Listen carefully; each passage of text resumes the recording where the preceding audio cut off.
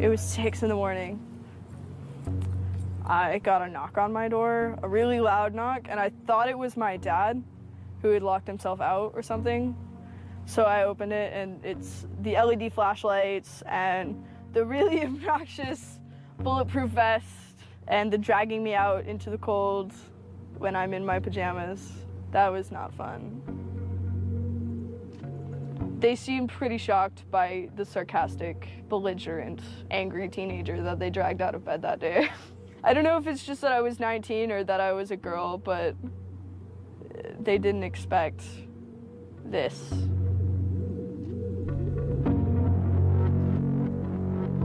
"10,000 angry kids, whoever they are, they scared the shit out of some people those days. They scared the shit out of the powers that be. And that's why this is being investigated. That's why I'm under indictment. That's it. Because between the days of December 6th and December 10th, 10,000 angry people proved to the government that their regulations, their ideas, their view of PayPal, their view of WikiLeaks, their view of the Afghan war and Egypt and Tunisia and Libya, it didn't fucking matter. Their opinion no longer mattered because someone was out on the internet kicking ass. The computer hacker group Anonymous is claiming tonight that it took down the website of the Federal Appeals Court in San Francisco this afternoon. They took down Senate.gov servers, they've taken down HB Gary. Sony's claiming they did $150 million worth of damage. So many confidential files that tonight, because of these hackers, can be in the hands of anyone. Visa, MasterCard, the PayPal situation. The criminals who hacked into Sarah Palin's private email. The Church of Scientology says Anonymous is a cyber terrorist group of religious bigots. Anonymous and this other group called LulzSec. They seem to be wanting to prove a point. Anonymous kind of was like the big, strong, buff kid who had low self-esteem. And then all of a sudden punched somebody in the face and was like, holy shit, I'm really strong. And Anonymous calls itself the final boss of the internet. And sometimes it proves to be really fucking true. If you are going to violate the freedoms of the internet, you certainly better watch the fuck out. They are kind of the rude boys of activism. There's a real rough edge to them, which I think also is one reason why they garner so much love and hate from people, too. They represent a certain sort of chaotic freedom. Individual, young, nameless, faceless folks are having geopolitical impact. I mean, it's both exhilarating to realize that and terrifying to realize that. It kind of depends on how that power is wielded. We are legion. We do not forget. Expect us.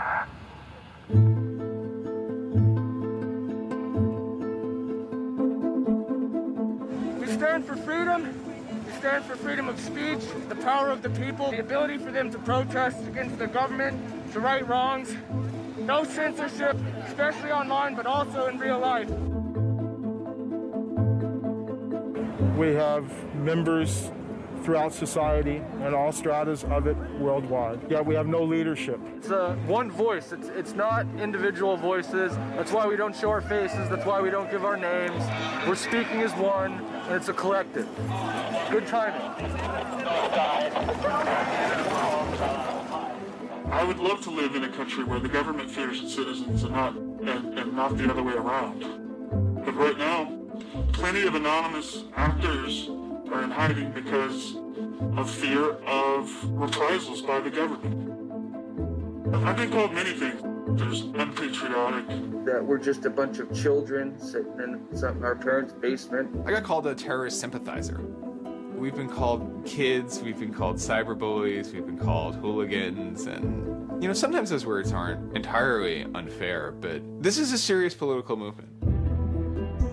No one, in the general public really seems to get it. What they don't seem to get is that the ability for Anonymous to be everything and anything is its power.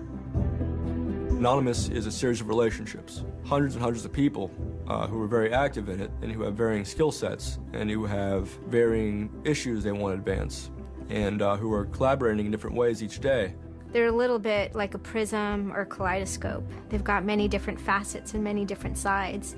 Of course, when you spend enough time with them, you start to get a sort of feel or texture.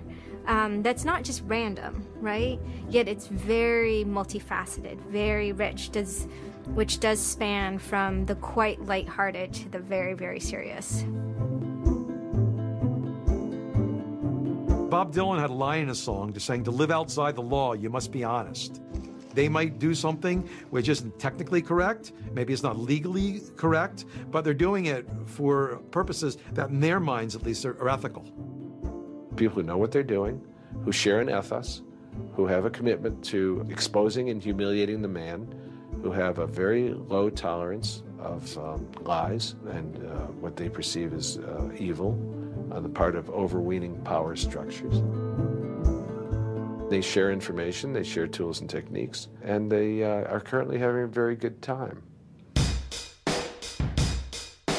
The hacker culture, as we know it, really sprang from one place. It was MIT, and it was specifically the people in the Model Railroad Club, the Tech Model Railroad Club. Hacking originated as humorous pranks. When the guys at MIT put a Volkswagen up on top of the dome of the building, and people woke up and saw the car up there in the morning, or they measured a bridge by the body lengths of somebody. I would say his name was Brian, and discovered the bridge over the Charles River was, 822 Brians. These are funny things. That's where hacking originated, and it migrated into engineering and computer communities. It's witty, it's pranks. Basically, Microsoft and Apple both got their entire start off computer crime. Bill Gates stole pretty much all of MS-DOS. Steve, Jobs, he was creating boxes to defraud the phone company, I always saw hacking as implicitly political. But hackers, whether they're conscious about it or not, whether they're explicit about it or not, make a statement about how we should treat information. And some years after my book came out, one of the people I wrote about, Richard Stallman, got very publicly and explicitly political about open software. He believed that software should be free. Free as in freedom, not free as in beer, as he put it there. Behind it, whether misguided or not, there's a political impulse.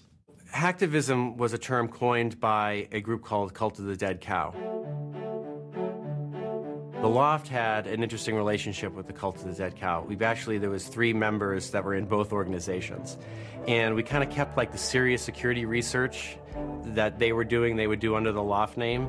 And if they were doing some sort of just goofy stunt-like things, they would do it under the Cult of the Dead Cow name. Because the Cult of the Dead Cow was really kind of sort of like a propaganda type of organization. They had a guy who was the minister of propaganda. They're kind of merry pranksters. Everything they did was completely over the top. They would dress up like Mr. T sometimes. They would do rap songs at DEF CON, like a rap performance. One of the guys there, I think his name was T-Fish, short for Tweety Fish, coined the term hacktivism because he saw one of the things his group was doing, which he called hacktivism, was writing software that people in other countries could use to communicate securely, even if their government was spying on them. So the principle was freedom of expression. It was everyone should have access to the internet. Everyone should be able to communicate and get their message out on the internet. Even more important in countries where there was repressive regimes, that if you said something against the regime, they would come and take you away, and you weren't saying it anymore. A good place to start are with what has often been called virtual sit-ins, which use the tactic of a denial-of-service attack.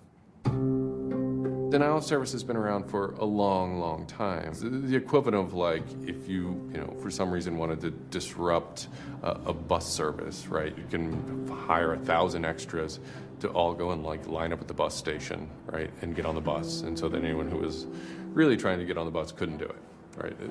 It's as simple as that. When you stop trying to visit, website goes back up, no permanent damage. And this tactic has been used by a number of different groups. Probably the most famous is the Electronic Disturbance Theater. Another really interesting case happened in Germany, where a group of activists got together who wanted to protest the fact that the airline Lufthansa were using their planes to deport immigrants, and they would take down the site. And in fact, eventually the German courts ruled that this was a legitimate form of protest. From airport security to subway bag checks, there's no question it's a new world post 9/11. It's worse now for humans post 9/11 because intrusion and surveillance, which is always going to be misused by those who can misuse it, has created a different kind of society in which freedom to move unobserved is a privilege only of the rich. Privacy is a privilege only of the rich. Hackers see the technology giving them sanction to buy that privileged exclusion as well. Intrinsic to the technology is the power to self-transcend and get out of the hump of the bell curve and move forward to a par with the masters of society and do battle with them on an equal level playing field. That's activism. Anonymous grew out of what's known as 4chan. Essentially, this is just a website where people can upload images and you don't actually give your name. It's just sort of anonymous. When you look at 4chan, you're often surprised because it looks like a site from like 1995 or something. The idea is very simple. You post a comment and you post a picture. And you can post under your name or anonymously. And it's separated into boards about particular topics. So there's a topic on anime, there's a topic on weaponry. There's like a 4chan board for origami, and you just upload interesting pictures of origami.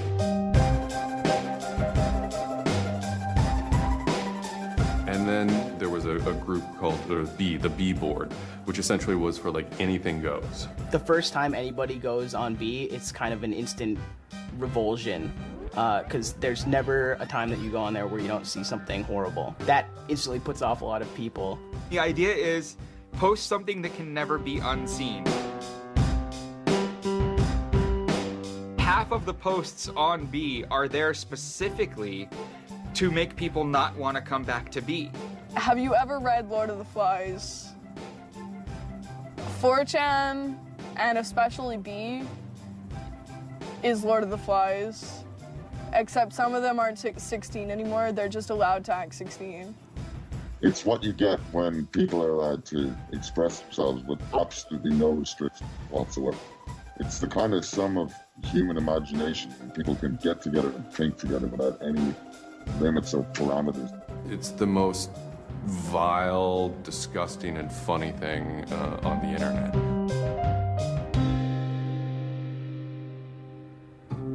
4chan was founded by Chris Mootpool when he was very young, maybe 15, in the early 2000s. He started 4chan because he was a big fan of Japanese animation. Chris Mootpool is the sweetest kid you've ever met in your life. He's small and he's got these sort of like tiny features, and he runs the most disgusting website in the world. What I think is really intriguing about a community like 4chan is just that it's this open place. As I said, it's raw, it's unfiltered, and sites like it are kind of going the way of the dinosaur right now. They're endangered because we're moving towards social networking, we're moving towards persistent identity, we're moving towards a lack of privacy, really. The B board, that's the exact opposite of Facebook. Facebook, like, you're supposed to be like who you are, and there's sort of one model, which is that like you're friends with people, right? In 4chan, you're totally anonymous nobody. And anonymous speech is, a lot of it's ugly, but not all of it is, right? It is actually sort of a place where people can be honest. One of the important things about 4chan is to have a thread that really explodes and lasts for a long time. If it doesn't, then it disappears. It's a site that's not archived. So it creates conditions for anything that grabs attention at some level. And so humor and grotesqueness as a result are quite good for that. I'd rather just be referred to as anonymous, I guess, in any interviews, because I have some docs out on me. 4chan's just where I went to. I grew up on it, and I lived there. That's just what I did for fun. It takes a thick skin to enjoy it. But, you know, as long as you're not offended, you'll occasionally come into something really cool or really creative on 4chan. I think the most interesting thing about it is how you can watch memes evolve. You'll see something posted one day, and then a week later it's got 50,000 derivatives of it.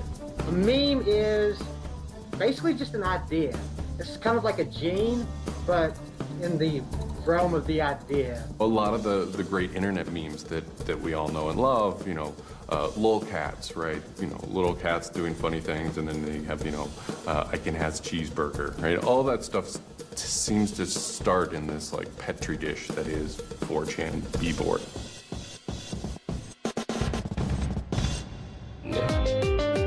Say it publicly and your insane chocolate rain.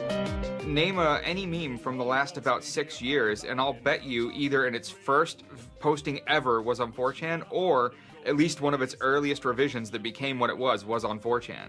I can see the food situation is so we'll be on our way. It's basically the best breeding ground for internet culture, as far as I'm concerned. With your neighborhood insurance rates, chocolate rain. 4chan is also very known for acts of trolling.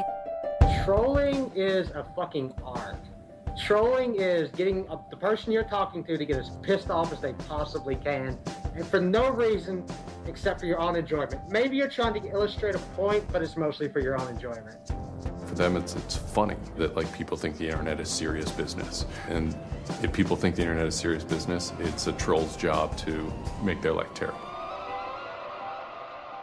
The idea of anonymous came initially as a joke. I mean, somebody suggested that what if the whole site, what if 4chan, what if B was just one person? And what if that's just one guy called Anonymous sitting somewhere, and you're just reading all these posts by one guy?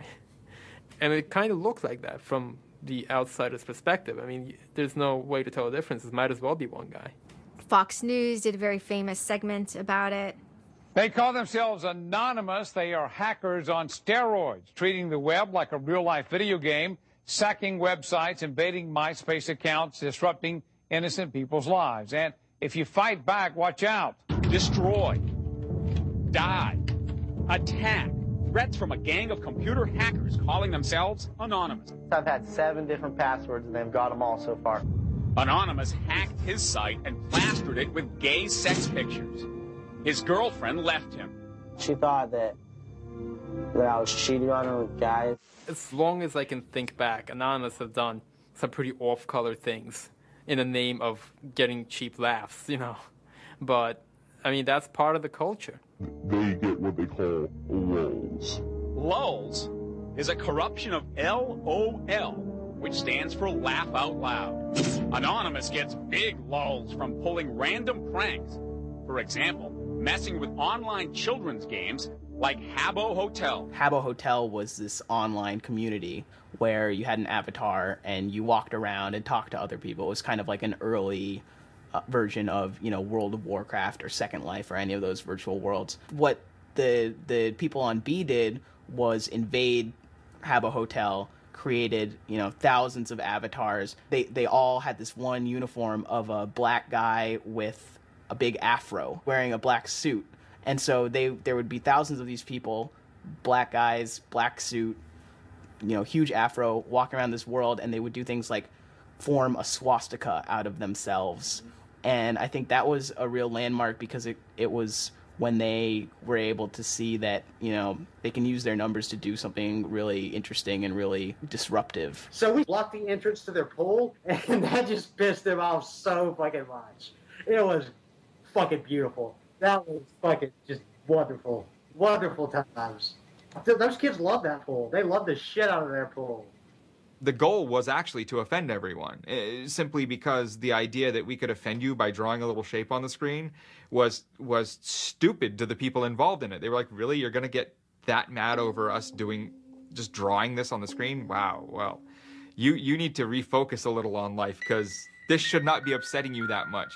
Barrett Brown. I'm the director of Project PM and former operative with Anonymous. We were targeting furries, which were a subculture of people, of course, who, a lot of people on 4chan find irritating by virtue of their being irritating. A furry is someone, generally a male who's autistic in his 20s, who identifies with animals and oftentimes has sexual attraction to other people dressed as animals. There's diaper furs, those who enjoyed wearing diapers, baby furs who enjoyed thinking themselves as a baby. We had furry infiltrators, people trying, we had secret groups. Mine was called the Illuminati /I/Illuminati, and we were, our goal was to wreak as much havoc as possible because it was stupid. There's a point, when I was, otherwise, seemingly respectable writer, 2007. My first book had come out like that, but I spent my evenings on Second Life, that big, virtual world, riding around in a virtual spaceship with the words faggery daggery do written on it, wearing afros and dropping virtual bombs on little villages and concerts and waving giant penises around. And that was the most fun time I've ever had in my life. All these different organizations online, whether it's 4chan, or just any website, there's typically a community aspect to it. This is where people have their social relationships. This is where their friends are. This is where they have a creative outlet.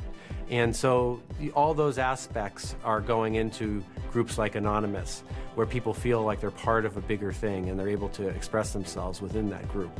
There were certain words, certain phrases, certain ways people respond to things, certain images that were posted that created a pattern, and that pattern was, I guess, the origin of what is now Anonymous. It's like Freemasons with a sense of humor, and so much as they have this common symbology, and one of their chief joys, which is kind of wrapped up in power and secrecy, was the fact that they could recognize each other by referencing these symbols, referencing these phrases. Over 9,000. It's over 9,000! I lost my iPod.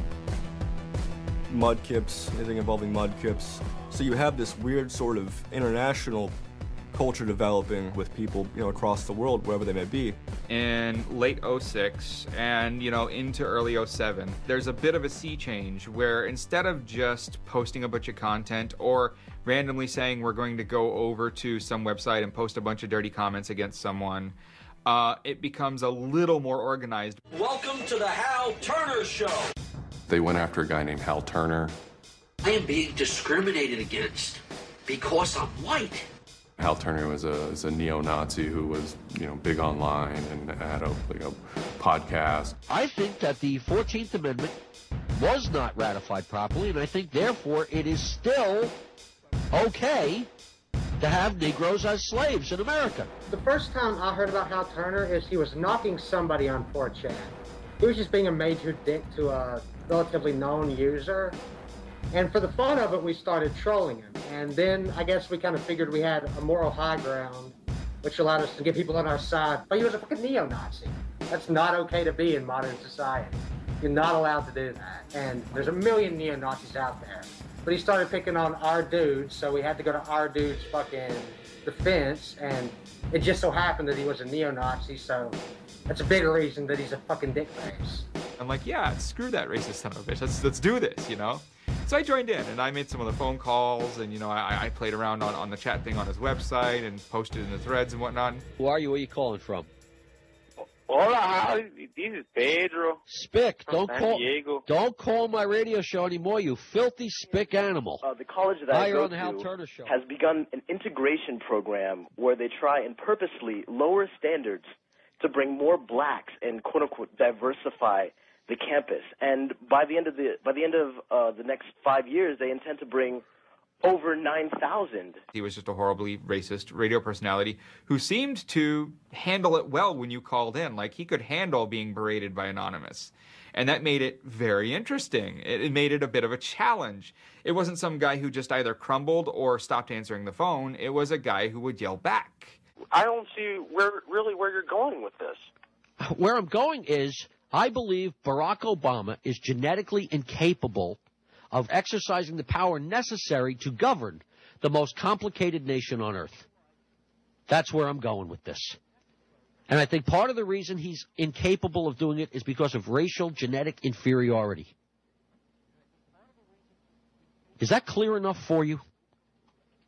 No, you changed the subject again. Wait a second, you asked Hal Turner me... wasn't the first, actual person that, Anonymous had caused trouble for, but the circumstances ended up being significant. They DDoS'd his website, stuff like that, costing him thousands of dollars, bandwidth fees. We DDoSed him, which is overflowing his server with packets and fake information.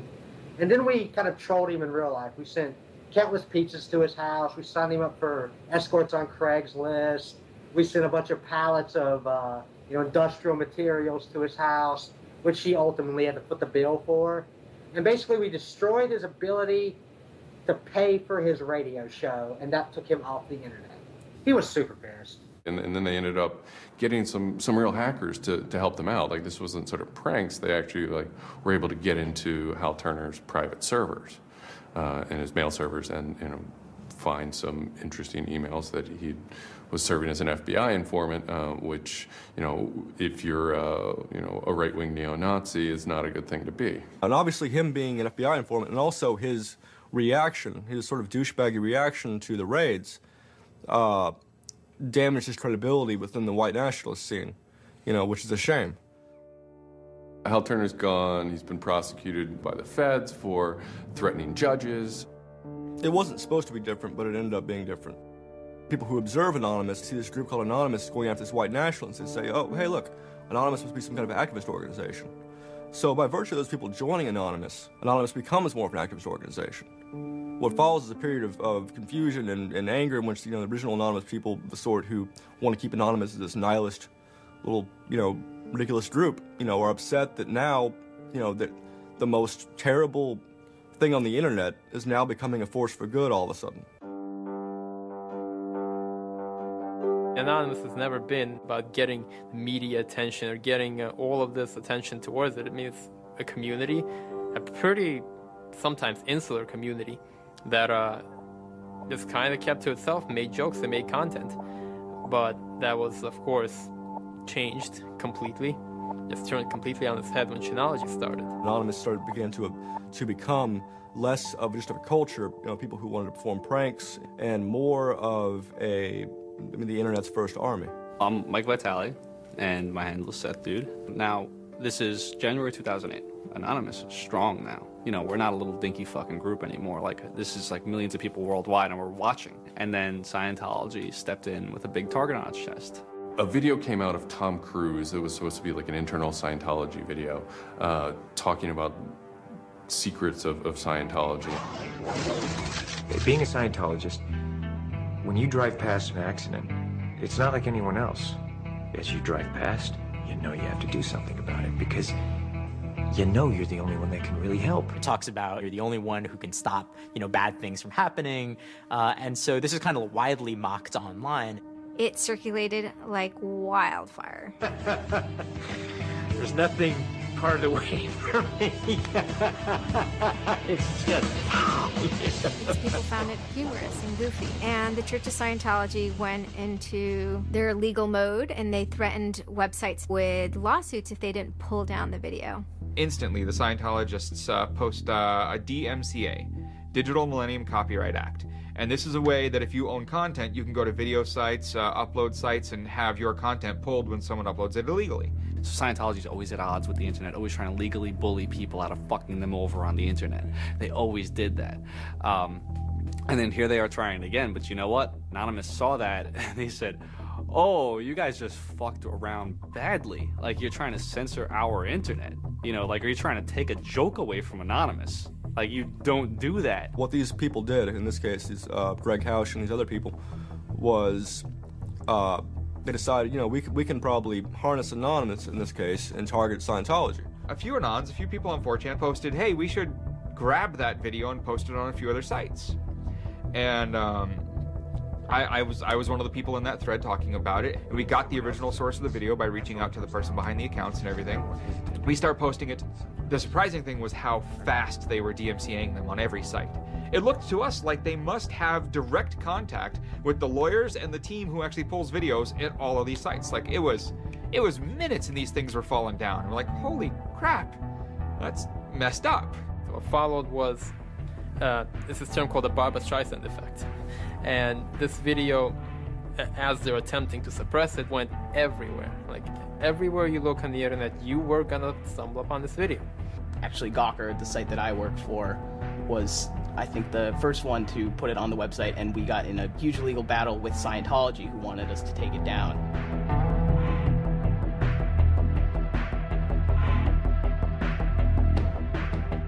A guy joins the channel, and he says, you should all look at Gawker. So we go over to Gawker, and the strangest thing has happened. This big media company had the video up on their front page and basically had a comment underneath of it that stated very clearly that the FBI would have to come take their servers to get this video taken down, that they were sick of this abuse that was going on. That made us think, what have we gotten ourselves mixed up in here? Scientology is an interesting target because in some ways it's the perfect inversion of what geeks and hackers value. At so many different levels: science fiction, intellectual property, discourses of freedom, science and technology. It's very proprietary, it's closed.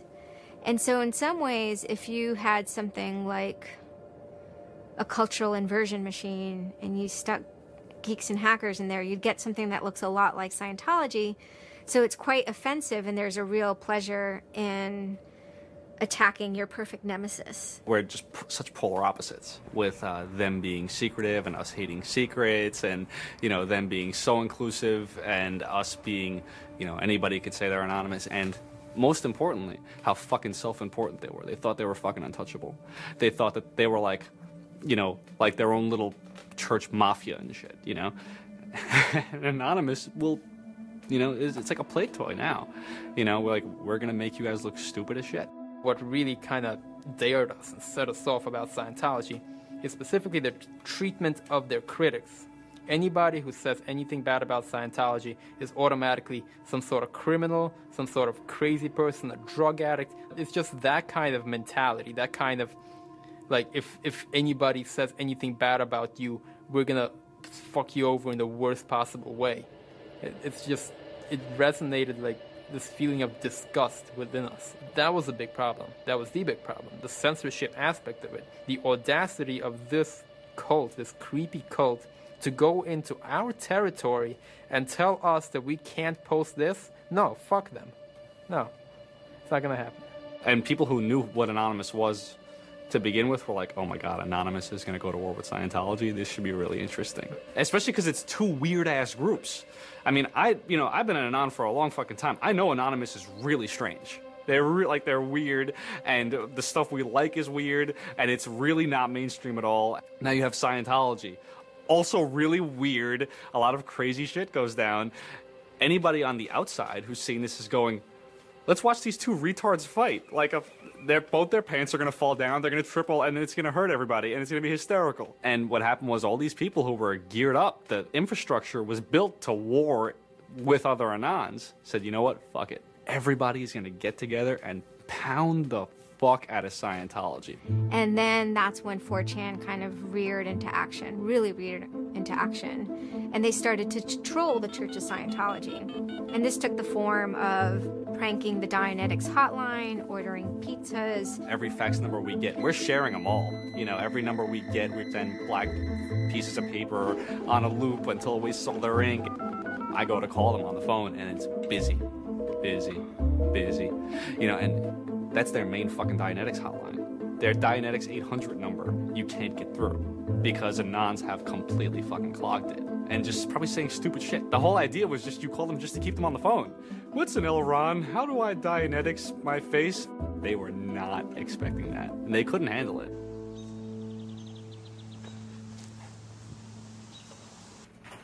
I'm Brian Mettenbrink. I always liked anything technical, mechanical, anything sciencey, really.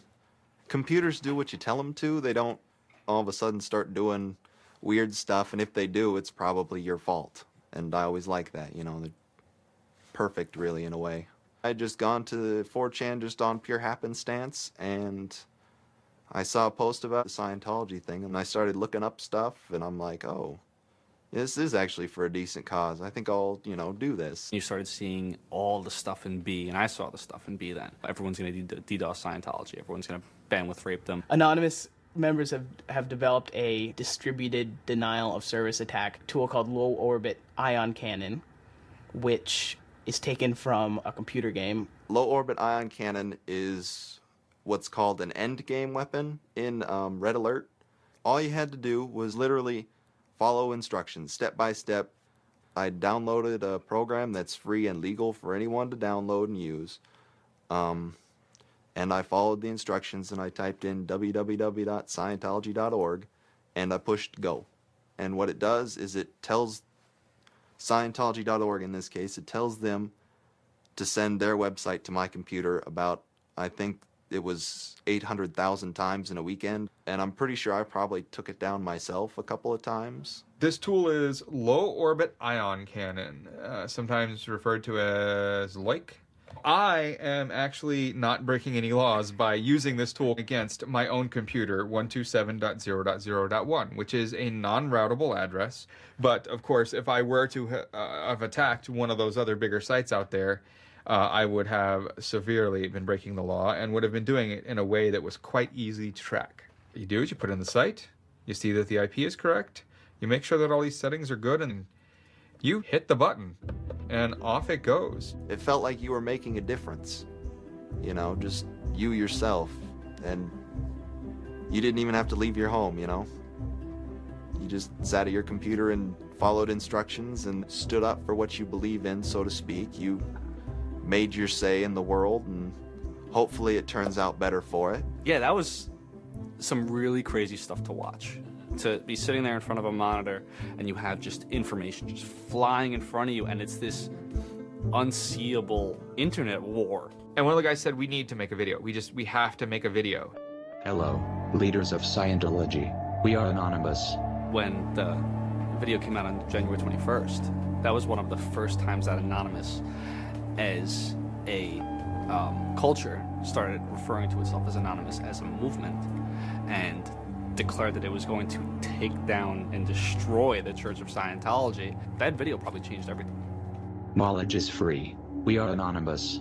We are legion. We do not forgive. We do not forget. Expect us. It basically looked like if a computer was going to tell you that he was going to beat the shit out of you, this is what it would look like. That one video really galvanized that moment of innovation. That's exactly like with that video, internet activism as it's known today was born. What the video was saying was, it's over. You're not going to be able to follow people back to their house anymore with impunity. You're not going to be able to just issue a cease and desist letter to any reporter who wants to write some shit about you that you don't like. You know, that's done with. Every time you do that, Anonymous is going to hit you harder. So we made a video named Call to Arms that said, we're going to the streets. Every major city of the world has a Scientology building. Be very wary of the 10th of February. Anonymous invites you to join us in an act of solidarity. Anonymous invites you to take up the banner of free speech, of human rights, of family and freedom. Join us in protest outside of Scientology centers worldwide. And you just see this consensus forming that it's going to happen. So we made the third video, the code of conduct. Don't bring weapons. Dress accordingly. Cover your faces, because they will try and find out who you are and screw with your life. Rule number 17. Cover your face. This will prevent your identification from videos taken by hostiles. Scientology has a history of harassing, stalking, and just generally doing horrible things to its critics. So people needed a way to hide their identities. A lot of people had very legitimate fears. They don't want to be followed home. They don't want to be stalked. They don't want to put their families and themselves in danger. Everyone was going, well, we're going to wear a mask. What's the only fucking mask that we all already know or have a joke about? And it's the Guy Fawkes mask. You see the movie V for Vendetta, you know, the ending scene where everyone's wearing the Guy Fawkes mask. That is very reminiscent of what Anonymous thinks Anonymous is.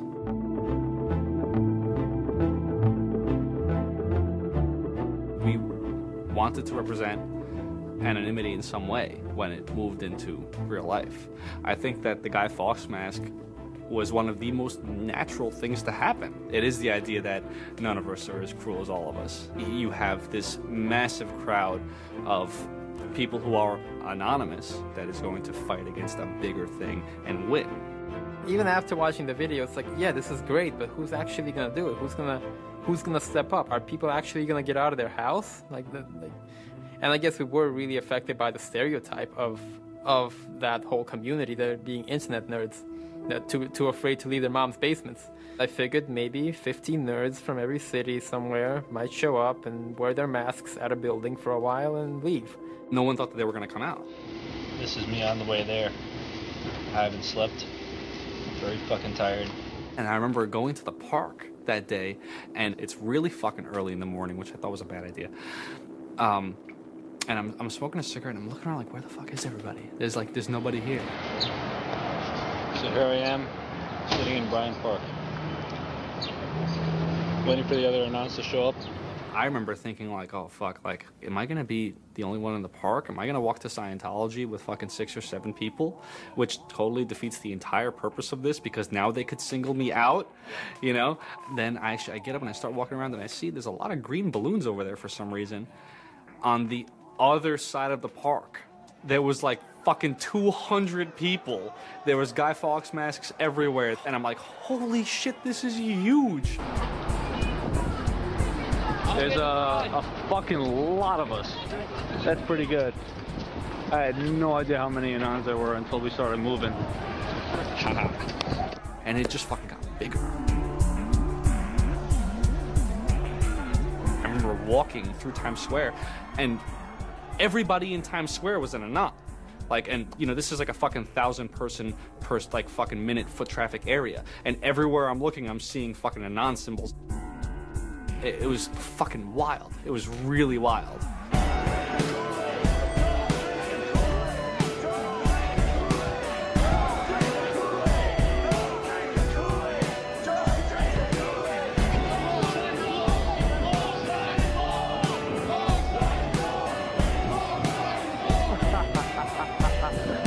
This is our fucking race.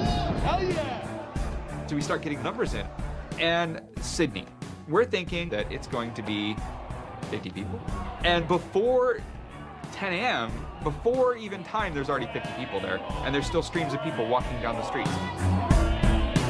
A couple hours into it, you know, because I didn't go to bed until 1 in the morning, you know, you're looking at Sydney as, wow, there's 250 people in Sydney. The cops are estimating higher than that for their reports. What just happened?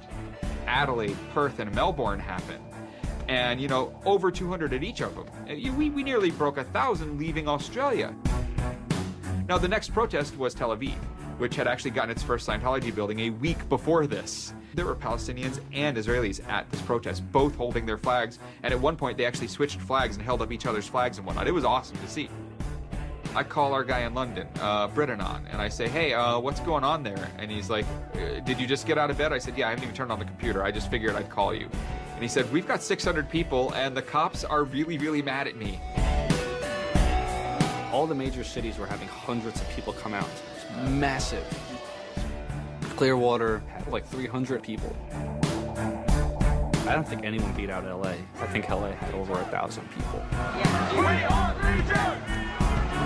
We are Legion! The thing that happened was something completely different, and hundreds of people from every city just swarmed the streets. It was kind of overwhelming, a little even scary, but scary in a good way. Soon, you know, we're at around the 10,000 mark, you know, and we were joking the whole time, over 9,000, you know, one of those memes.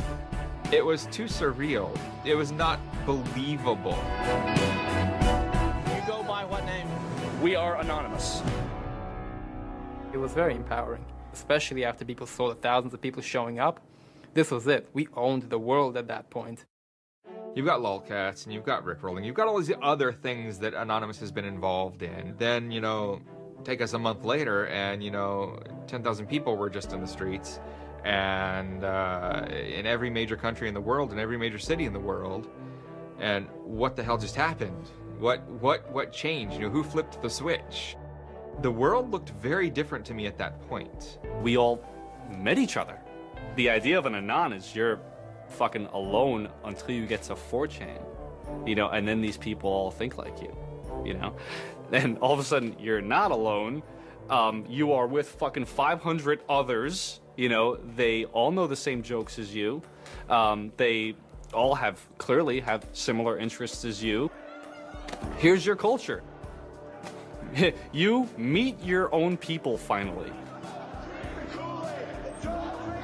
immediately you felt like you were at home. If you were an anon, you were at home. We all like spent years in the same place, looking at the same pictures, laughing at the same jokes. You know, we pretty much were already friends, even though we've never ever met. It was very happy. It's perhaps a little surprising. It's not just preteens or teenagers. There's a far more even mix of males and females than you would imagine otherwise. Everyone always figured Anonymous was a very male, thing, but it wasn't like that at all. There's some fucking hot girls come through. Like, there's some really, you'd be surprised. And there were a lot of these so-called guys who weren't socially good. They were very awkward. They still lived at home at 23, half of them virgins. And I'll tell you, the amount of those people who got laid from these protests happening is in the thousands that would not have for years probably. That's why those protests were so important. It was a chance to finally meet other people that were previously anonymous and unknown, and hence it was the moment of the end of their anonymity. Scientology, they kind of fought back, so to speak. They posted stuff online. While claiming they are peaceful, in less than 3 weeks, anonymous members made or encouraged 8,139 harassing or threatening phone calls, 3.6 million malicious emails, 141 million hits against church websites, 10 acts of vandalism, 22 bomb threats, and 8 death threats against members and officials of the Church of Scientology. They basically antagonized, really, is what they did, which is really one of the things they're great at. They wanted to find me. They did. They hired PIs. They started taking pictures of us, threatening to sue us. People were getting followed. People were getting followed home. It'd be a regular thing for someone to say, oh, I had to lose someone on the subway. I saw someone from the Scientology Center, and they were following me. They would follow us to our houses, try to intimidate us, send us cease and desist letters. They had a PI hand deliver a cease and desist letter from a very expensive lawyer. It was a double message there. It was a, hey, we know where you live, and we know your name, and here's something from our lawyer. Just these old tactics that they used to fight the activism they faced before the internet were completely ineffective against Chanology. Most of the people who received them actually framed them and put them on their wall. I've seen multiple of them framed and put on the wall. Mine's sitting in my closet somewhere in a box. They don't care to actually use the legal system to get you thrown in jail. They care to use the legal system to get you to stop. I did the whole low orbit ion cannon stuff, and then I pretty much just went about my life after that for probably, I think it's 6 months, and then the FBI showed up here at my parents' house where I wasn't, looking for me. 2 men got out of the car and took their jackets off and laid their guns on the front seat and came up to ask us if Brian was home and explained that they were the FBI and they were looking for Brian, and I've never been so scared. And then my parents directed them to where I was living. And they showed up and said, I'd like to have a friendly conversation with you. And I had the worst friendly conversation of my life. We sat down at my dining room table, and they just started asking me questions. And I'm trying to figure out what they're here for, because I have no idea. And they eventually started asking me questions about Anonymous. I was scared to death. I mean, my son is looking at 5 years in jail and a $100,000 fine. I had no idea that it was any sort of this big of a crime to do what I did. I thought it was the kind of slap on a wrist, $200 fine type crime. So I actually told them that I did it at that point. Then it went from there. But yeah, I would have never ever believed that the maximum punishment for this was 5 years in prison. It was a very eye-opening experience. I had a little bit of trouble accepting it, knowing that I could go to prison for 5 years. Knowing that I would be in prison from age 20 to 25 for this, you know, I thought that was a little bit extreme. I tell people it would be different if they drank and drove and killed somebody. But he didn't do that. It's hard to deal with, harder to deal with, because he didn't do that. He just pushed a button on his computer, and as he explained it to me at the time, it was like pushing the refresh button over and over and over and over 800,000 times. And it seems like such a little thing. I did the second most damage is what Scientology said. I sent the second most out of everybody. So I got the maximum for my category, which was 1 year in prison and 1 year supervised release. I think, you know, the way I feel is for what I did was one of the most, like, lopsided punishments I've ever, like, read about or heard of. Yeah, I think it's ridiculous, especially the year supervised release where I can't touch a computer for a year. I'm not sure what that's supposed to solve, except make my life difficult. So that computer behind me back there, I could go back to prison if I went over and touched it, because I can't knowingly associate with members of Anonymous. They just made a big deal about Scientology as a religion and that this is America and you can believe in whatever you want to believe, and I'm pretty sure they actually compared me to like the KKK and the Nazis and stuff in the courtroom. Yeah, it's a completely different issue. I'm very proud of what he did. He stood up for what he believed in, but that was never, ever mentioned. I never would even dream of hurting anybody. You know, it's just not me.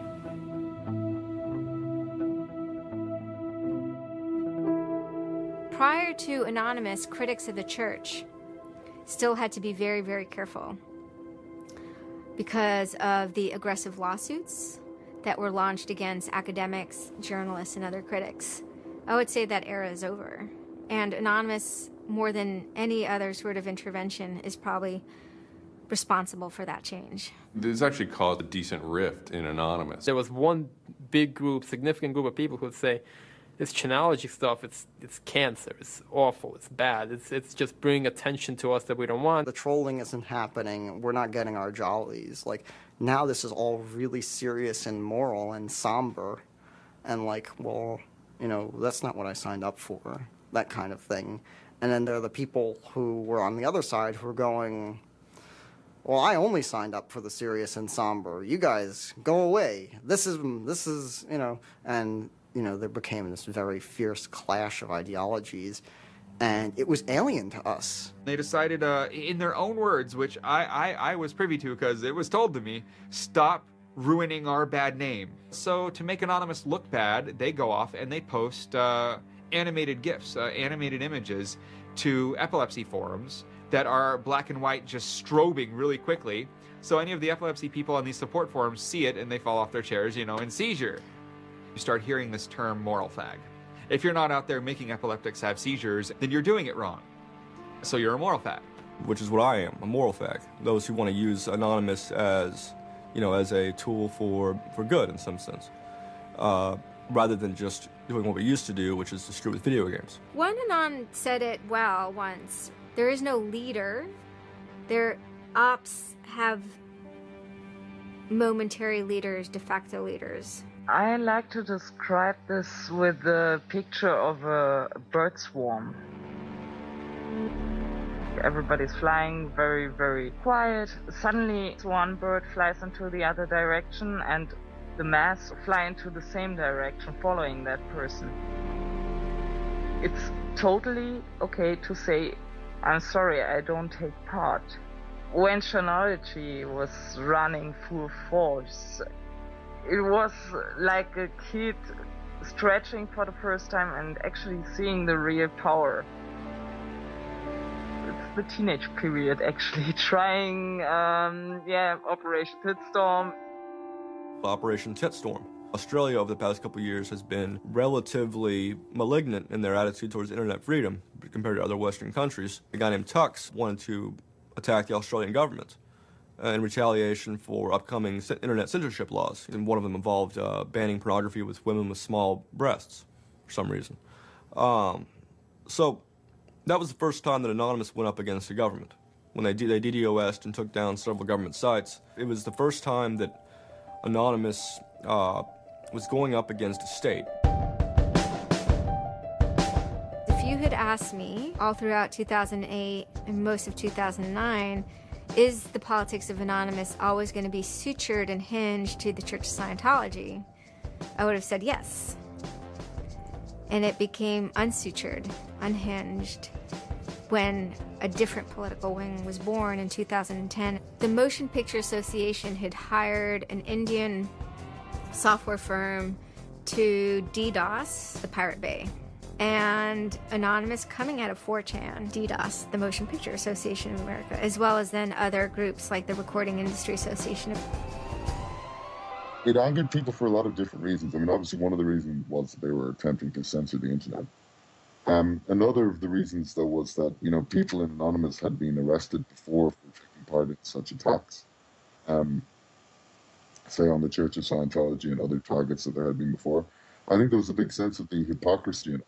This was the moment a kind of networked kind of architecture was born, where there was a different node that was unrelated. Some people crossed over, and they were connected by aesthetics and by ethics, and yet this was a different ship that was sailing.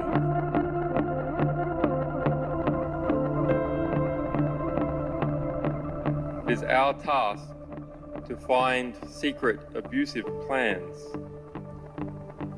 and expose them where they can be opposed before they are implemented. The interesting thing about someone like Assange is that he actually also sprang from, you know, a hacker culture. It's a mentality of spreading information. Julian was Mendax. He was the greatest hacker that ever walked the face of the earth when I was a kid. I mean, they rumored he could move satellites around in space by hacking into NASA. I mean, you know, maybe it never happened, but I mean, it was, you know, it was a myth that kept young kids like me wanting to, like, you know, plug a computer into a modem and see if I can move some satellites around. WikiLeaks is an instantiation of the hacker ethos. Truth wants to be free, and we want to liberate it. WikiLeaks released a huge trove of diplomatic cables. There was a lot of controversy from every quarter of society. The WikiLeaks website released nearly 400,000 secret U.S. files on the Iraq war late today. It was the largest leak of classified U.S. files in history. The diplomatic cables show the U.S. is spying on its allies. Lots of things which were understood in private and may have been not even talked about explicitly. Suddenly they're out there in the cold light of day, and it's going to make some governments and some individuals very uncomfortable. He was showing the world a glimpse of how, you know, the powerful elite actually work, at least to some extent. I mean, these are fairly low-level diplomats sending messages back and forth, but it's a side of government you hardly ever see, and it's pretty eye-opening. And you know, once it's out, it's out. I think information wants to be free, but let's look at it. Let's analyze it. It's important that we know such stuff. It's important that we know what our governments do, and if they don't tell us, then somebody has to. There was one particular moment that really sparked the fire, and this was when PayPal, MasterCard, and Amazon pulled services for WikiLeaks. So all of a sudden there's no way to actually like process donations to WikiLeaks. And then people went and found like neo-Nazi groups. Visa and MasterCard were perfectly fine with you being able to, like, you know, PayPal being able to, like, make donations to them.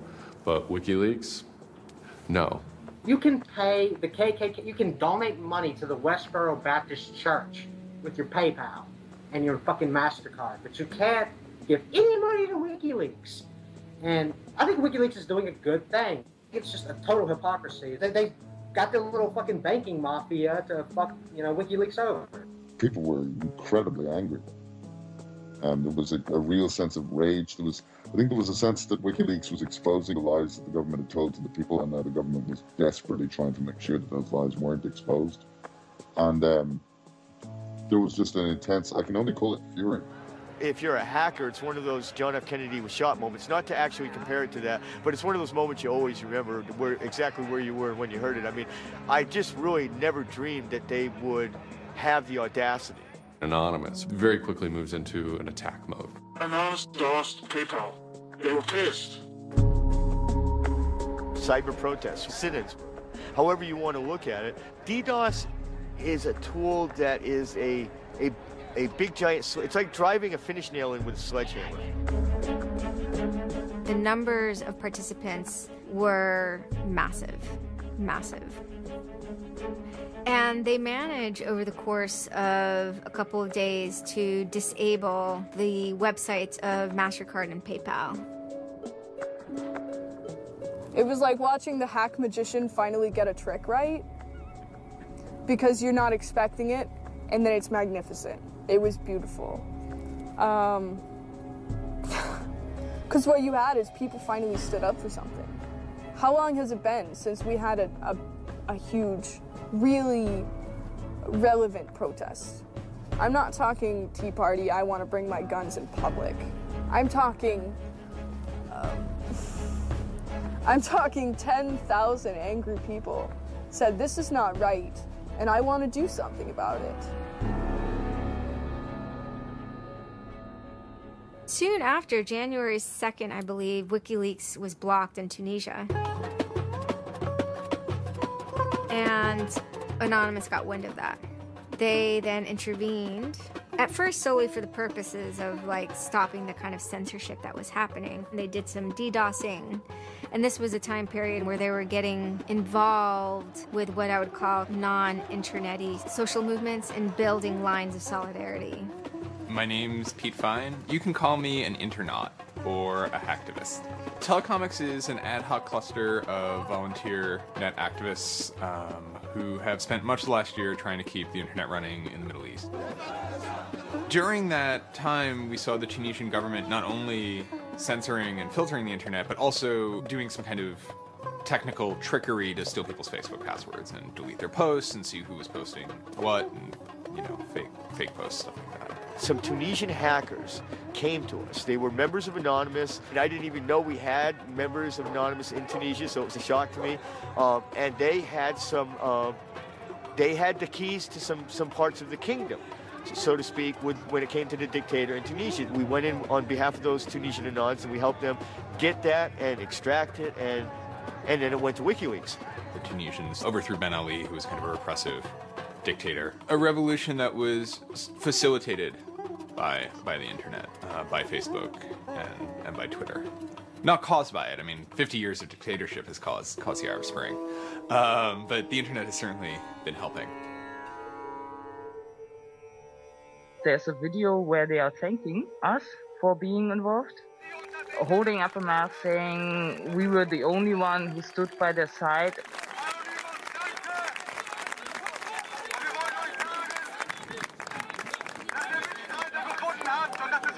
For me, it was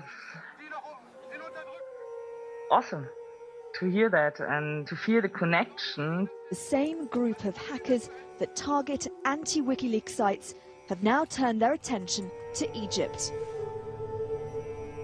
In kind of the lead up to the Egyptian revolution, we would tweet on people's behalf. We would get people from Egypt who were unable to access Twitter on their own on our IRC network, and we would take reports from them and tweet them out using our account to kind of help them get the word out about what they were experiencing. Some of this shit is personal. And one of the things about the movement as a whole, when Egypt rolled around, is that Egypt broke us emotionally. Watching in real time with live feeds that we helped set up, Egyptians get massacred with machine guns. It was different, and I have never in cyber activism wept before. It's never bothered me like that. It's never been able to touch me the way Egypt touched me.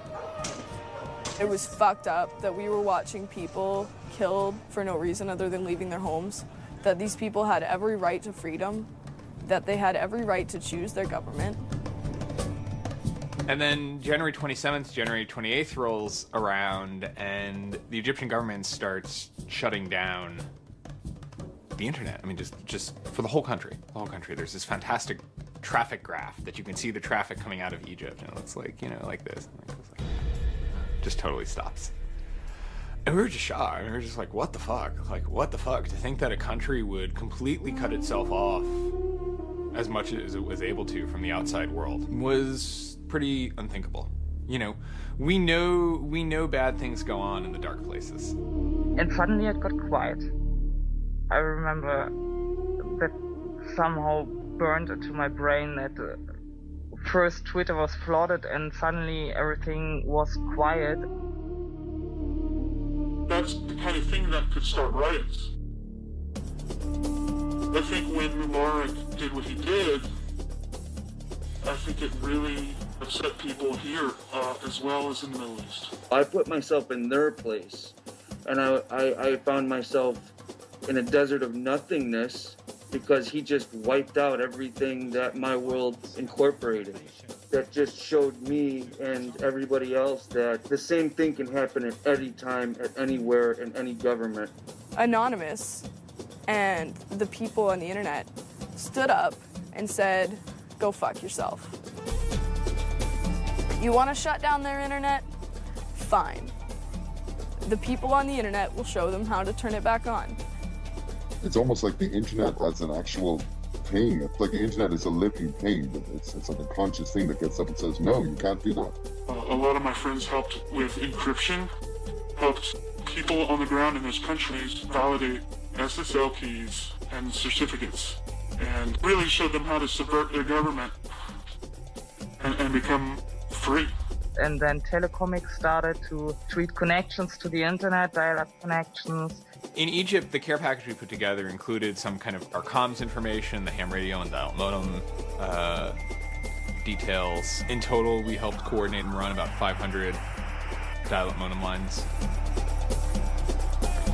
We also Googled up treatments for tear gas and other kind of basic medical treatment and found folks who could translate that into Arabic. Sort of put this together in a nice one-page PDF and fax, and off it goes. I think the most effective thing was shutting down government websites. We're taking your dictator's web pages down. It is cyber warfare at that point. When you're dealing with a dictator like that that's killing people, all the gloves are off. We are going to not just take your websites offline, we are going to destroy your every communications. We are going to wreck you like a nation state would wreck you. In Cairo, Egypt, the crowds are shouting and screaming.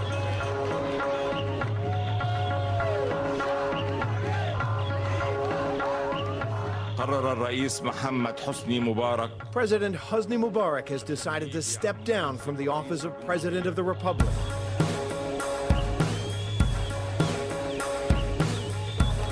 When Mubarak left, it was a hell yeah moment.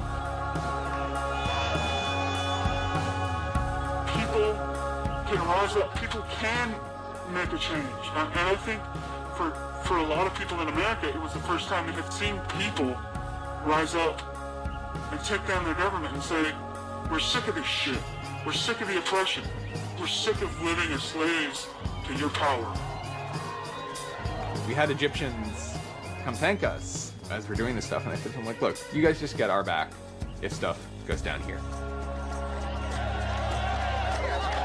Although it was awesome and it was one part we were fighting for me it was quite clear that it's not the end of the story.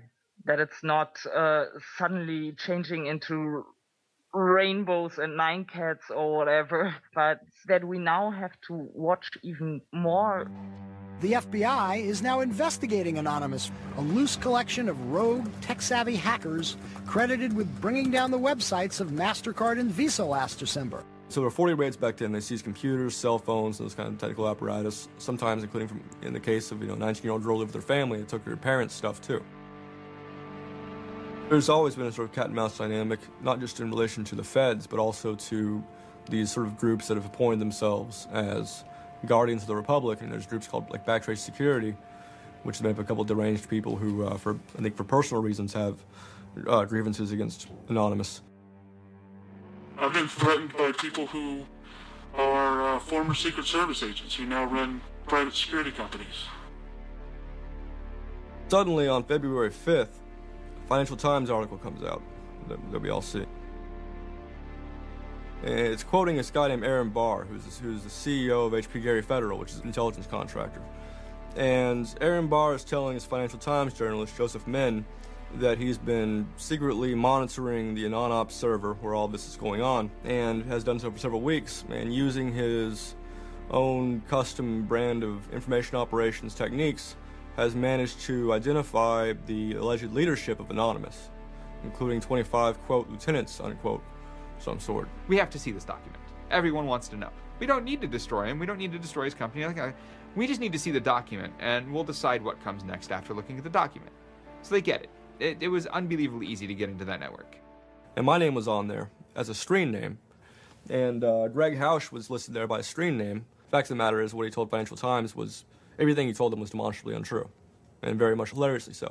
He had to be shut up. It had to be proven to the world that this guy was a retard and that his information was in no way valid.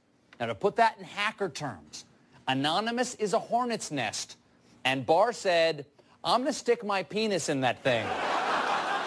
And in a mere 24 hours, he was owned, pwned completely by a small group of participants who basically went on a hacking rampage. Faster than you can say, get these hornets off my penis. Anonymous took down Barr's website, stole his emails, deleted the company's backup data, trashed his Twitter account, and remotely wiped his iPad. And he had just reached the Hammam high level on Angry Birds. The HB Gary hack brought about 70,000 emails. Probably the most important ones had to do with a proposal that HB Gary had already formulated. It was packaged up as a nice PowerPoint presentation, kind of act as privatized agent provocateurs, where they were going to discredit WikiLeaks. HB Gary was proposing submitting fake documents to WikiLeaks, and then when discovered as fake, the error could be called out and it would discredit WikiLeaks. Right. So, so there's a lot of specifics that I can't talk about. So let me try to answer that though in a general sense. Well, first of all, it's probably no surprise to anybody, I'm not a big fan of WikiLeaks. I think that the broad purpose of trying to get as much information, proprietary or classified information for the government, expose that, is an extremely destructive and dangerous purpose. As Julian Assange had a few months before noted that they had information on a major bank showing wrongdoing, and Bank of America somehow knew it was them. And the proposals involved for Bank of America and the WikiLeaks problem, they entailed conducting information war on WikiLeaks and its supporters, creating dissension within WikiLeaks, DDoS attacks. You also wanted to launch cyber attacks on WikiLeaks infrastructure to get information on document submitters. Well, one thing I guess I want to make sure is clear is, you know, none of those activities had actually occurred. You know, in business, there's you know, when you start proposing or thinking about an idea, there's a brainstorming phase, and somebody says, well, what if, you know, what could we do? What's theoretically possible? Well, still, this was an idea. This was proposed. This was something that you thought about. Right. They also wanted to go on a campaign kind of targeting Glenn Greenwald, who's a reporter for Salon, who's an outspoken kind of critic of the government and supporter of WikiLeaks. It seems like you're trying to attack a journalist here. Yeah, and I don't want to talk too much more about Glenn Greenwald, but other than, you know, what I previously said is, you know, there was never an intent to attack journalists, not on my part. Nor I guess I should say I should generalize that and to say that, you know, I would never just outwardly attack a journalist, other than if I felt that there was a journalist in my mind that was acting unethically. That, you know, that is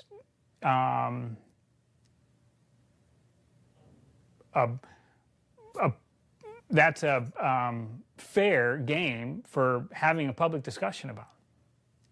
They were walking a very fine ethical line at points, and in many cases, the mass opinion is, no, they stepped well past it. I will not support broad theft of information released to the public, because that's nothing but destructive. if somebody has information that's been stolen from them, and whether or not WikiLeaks encouraged the theft of that, or whether or not it was just put in their lap, still they're threatening to release the information that is the private property of another organization. So your choices are to just allow that to happen, or to try to stop it. How offensive is too offensive? We've certainly seen a lot of strategy coming out of governments across the world now saying, publicly admitting that they need to develop better offensive strategies in cybersecurity, because defense as a whole, it isn't enough. It never is enough. Some of the most important things that have had the most far-reaching influence and have been the most important in terms of what's been discovered, not just by Anonymous, but by the media in the aftermath, is the result of hacking. That information can't be obtained by the traditional journalistic process, or it can't be obtained or won't be obtained by a congressional committee or a federal oversight committee. For the most part, that information has to be, obtained by hackers. After this had happened, although only a small number of people had participated, the collective mood was exuberance within Anonymous. It was a kind of moment of the lulls being recharged, which people were excited about because people felt like the lulls had been running low during the Middle Eastern protests. And so it was a moment of great triumphalism within Anonymous. Anonymous is currently targeting Sony's website. We are doing this because Sony is currently suing people for making features the PlayStation originally had available to the public. It started off as a denial of service attacks, but then someone really broke into the PlayStation network and stole all the user accounts and all the credit card information. Sony has confirmed that hackers broke into its PlayStation network, exposing the personal information of up to 77 million users worldwide. Anonymous basically bent Sony over and had their way with them, and the consumers were the ones that also got hurt in the process. 2 months of people not being able to use the PlayStations, that actually had real hardcore end-user impact. If they break into a site and they pull back customer information, do they really need to disclose 100,000 customers? No. What they're doing could be done a lot better. And when I say better, I mean better for the end user, for the customers, while still making a point. And then, kind of seemingly out of the blue, there was something by the name LulzSec that sailed into the seas. Well, LulzSec, it's sort of a group of a couple people, mostly from Anonymous, who, in large part, were the same people who hacked HP Gary. And they decided to form this little group and just carry on operations sort of outside the purview of Anonymous for a while. They hacked whatever they wanted, they released whatever they wanted. It's almost like they had no rules. They just said, this is what we're going to do. We're going to stir up the cart. We're going to get some trouble. We're going to make some waves. And they did. What they did was they put on a play. Not high arts, not lowbrow either. It wasn't particularly, let's just say, grotesque. Their symbol was a kind of cartoon caricature of the Monopoly man with a monocle and a cigarette. There was a lot of iconography of boats and ships, pirate motifs, and then, of course, a cat. Chaos and mayhem. Right now, it's probably one of the right things to do. Some of the things LulzSec did in the court of public opinion were less noble. Private citizens were being doxxed, or the credit card numbers that could have been redacted. You could still make your point without actually, giving up people's personal details. So the court of public opinion swayed that LulzSec had crossed lines that maybe the previous manifestations had not. Collateral damage, such as the release of docs and people's personal information who are just caught in the crossfire, really, of an anonymous confrontation, is something that a lot of anons don't really support. There was a lot of, infighting about it because their way, wasn't really our way. We will not attack the media. PBS's Frontline runs a documentary on mainly focused on Bradley Manning, the alleged leaker to WikiLeaks. And for a lot of Bradley Manning supporters didn't like it. They felt it was a little too psychologizing, right? It was like looking a little bit more like his personal life than like why does he leak the documents and what the documents actually meant. They hacked a website putting a story that Tupac and Biggie had kind of escaped the world of celebrity fame and attention and retired quietly and discreetly in New Zealand. Also, when they attacked PBS, that gave me the creeps, As a journalist, I'm not too thrilled with the idea of someone judging that we don't like you to write that. We don't like your reporting, so we're going to shut down your website. I'm uncomfortable with that. It could be me, and I could be writing something about a group that they didn't like. And, hey, I'm happy to sit and talk with them about it, but, don't shut my website down. This is obviously about freedom of speech, so attacking the press would be would sort of be a bit of a contradiction. So people always said, well, we shouldn't do that. And obviously LulzSec had a completely different agenda, so they had no problem doing it. They sort of saw themselves going out there, breaking into like anything, everything, governments, corporations, police departments, largely for the same reasons Anonymous would. They went after Arizona for immigration policy, 50-day run, causing mayhem, havoc, and then, ended it. The computer hacking group Lulz Security has announced it's disbanding, saying it had achieved its mission to disrupt government and corporate organizations for fun. I call this whole thing the rise of the chaotic actor. It's not like the first time we've had hacktivism, but we're definitely seeing like a renaissance in it. And chaotic could be chaotic good, neutral, or evil. If you go back to the old Dungeons and Dragons charts. And some people see Anon-Ops initially, let's stick with Anonymous, as chaotic good. They saw Operation Payback, or they saw attacking Scientology, and they say that's good. It's like Robin Hood, right? Chaotic good. Outside the system, but doing something good. Other people saw Anon as chaotic evil, like the Joker. They just want to see the world burn and doing potentially irreparable damage. And the truth is, yes, it's the entire column of chaotic.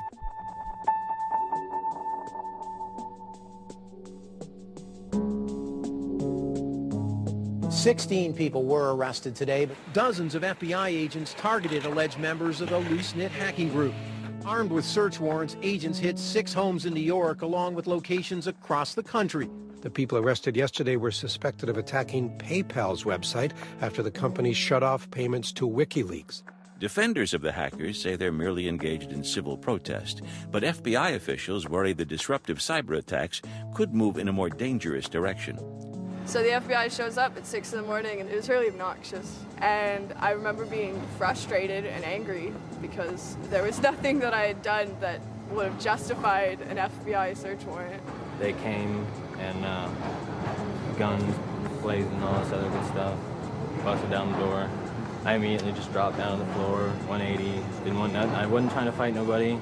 Theory of the case is they were, they flooded, quote unquote, a number of people flooded access to PayPal, thereby creating economic distress to a protected corporation. End of story. This is not a case involving identity theft, involving outing emails, involving violating privilege, involving theft of services, involving, shutting down business. It is a pure case of internet or cyber sit-ins. I think when Barack Obama gets on television and says, flood the switchboard, shut down the Republicans, send the message, that's legal. And even if you accept what the theory of this prosecution is, it's no different. This is an electronic sit-in at its finest.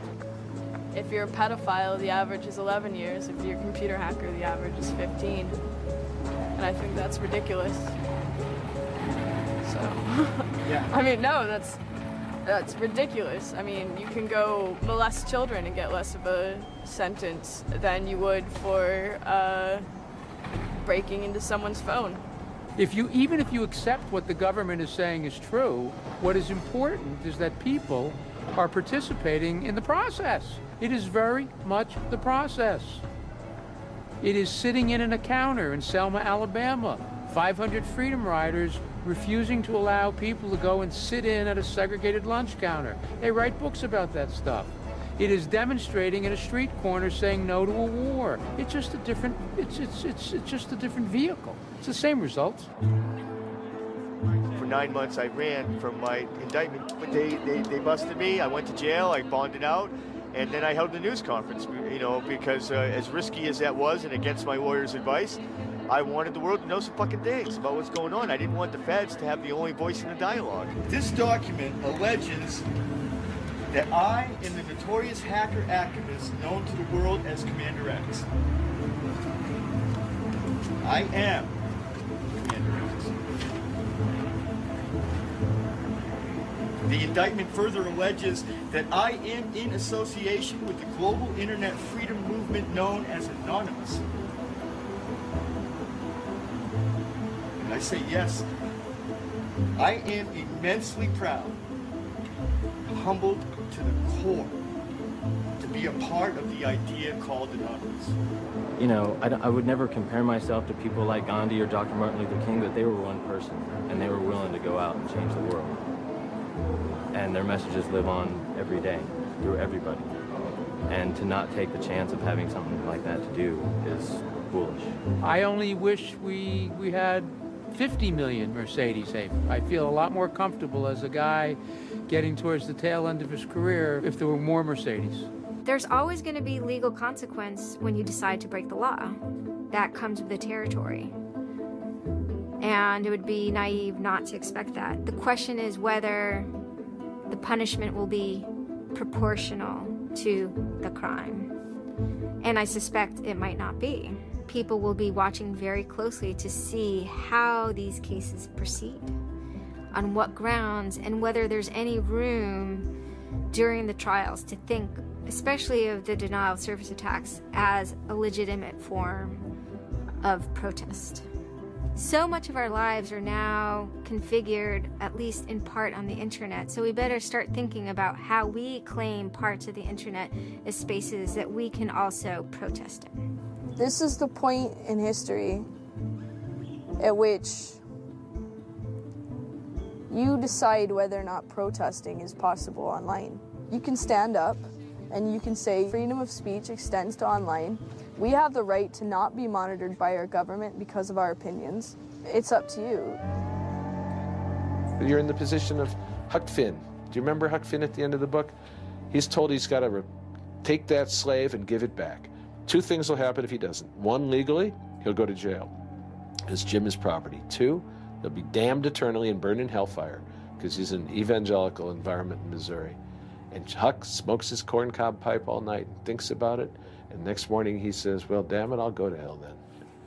In other words, he discovered that in order to be an expert at ethics, you had to transcend the legal and sanctioned religious appropriate truths of the day in order to access the meta-truth of both legality and righteousness. Well, hackers see themselves as Huck putting down that corncob pipe and saying, all right, I'll go to jail. All right, I'll go to hell, but I'm going to do the right thing. I suppose the question you really want to ask is, would I do it again? And honestly, after thinking about it, I felt that I did what was right. I had a belief, I still do, that what I did was the right thing, and hopefully someone got some good out of it. You know, I'd love to think that maybe I stopped someone from joining a cult. You know, probably wouldn't tell on myself next time, but you know, I don't think I would have changed a single thing other than the whole talking to the FBI thing. Yeah, just the little detail that kind of changed everything. Yeah. I'm angry. Occasionally I have small breakdown moments of terror, but I haven't stopped believing what I believed. I haven't stopped wanting to fight. I haven't stopped caring.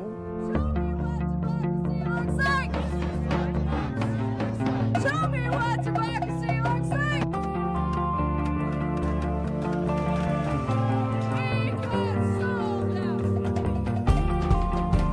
I don't think this whole issue is a technical hacking thing. This is more about human philosophy and psychology. What's motivating us? Why is there so much unrest or disenfranchisement or anger that would lead people to want to take matters into their own hands and join these? Whether you think it's bad or not is irrelevant. It's not going away. I have stood upon the mountaintop known as Anonymous and looked down on a world inflamed with revolution.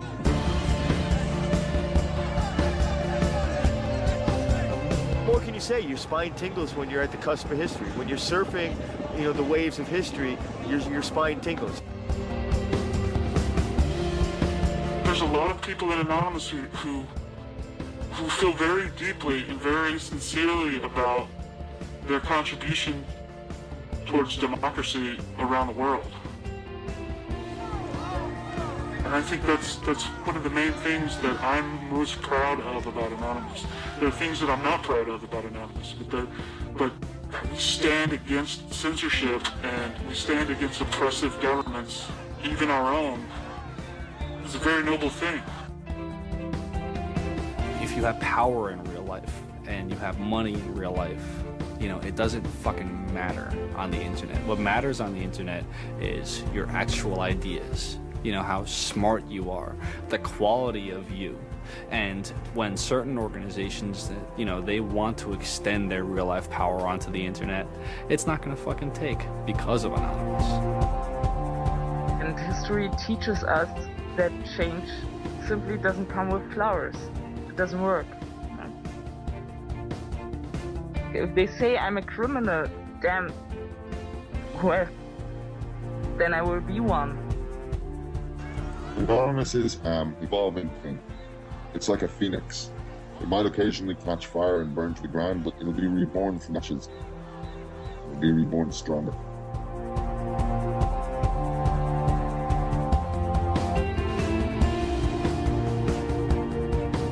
I don't care if you're a Democrat or a Republican or an independent, or if you like Ron Paul, or if you worship pigeons or Scientology, or if you're Catholic or atheist or Methodist.